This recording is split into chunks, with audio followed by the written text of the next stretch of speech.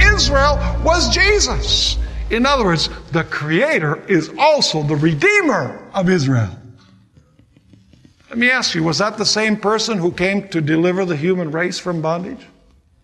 Go with me to John chapter 1, verses 1 to 3, and then we'll read verse 14. This is one of the ones that's not on your list, but you know it so well that probably you don't even have to look it up. John 1, verses 1 to 3, and verse 14.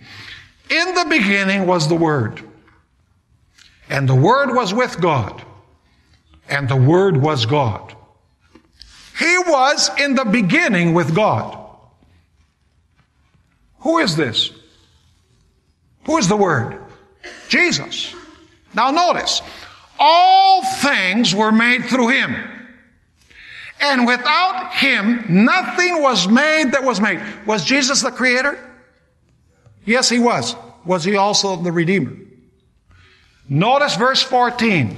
And the Word became flesh and dwelt among us.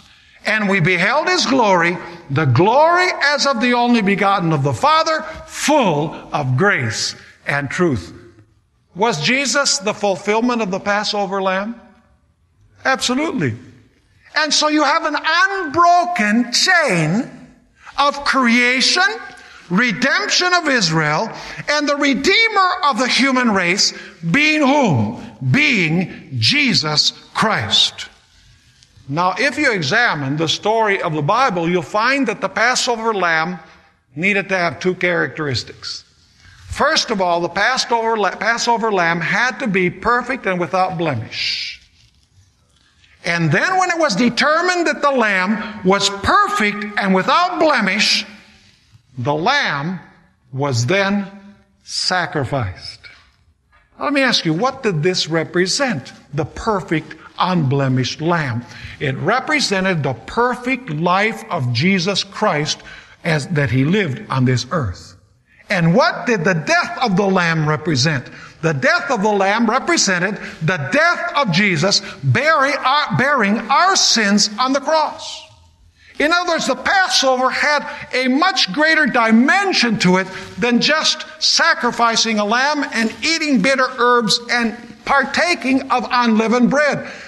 The sign that Jesus gave to Israel was fulfilled in Himself when He came to this world.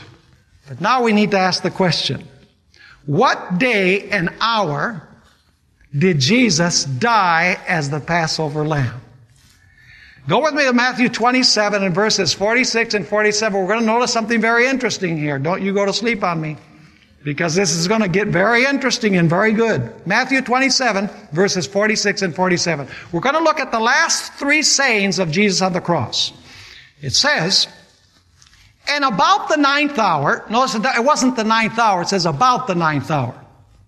Jesus cried out with a loud voice saying, Eli, Eli, lama sabachthani. That is, my God, why have you forsaken me? It's about the ninth hour. It's not the ninth hour yet, because He still has some things to say.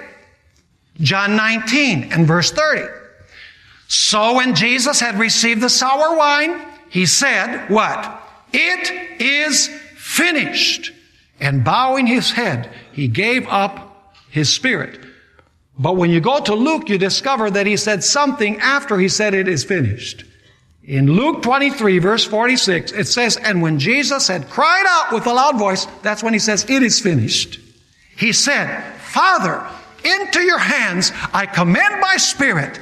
Having said this, He breathed His last.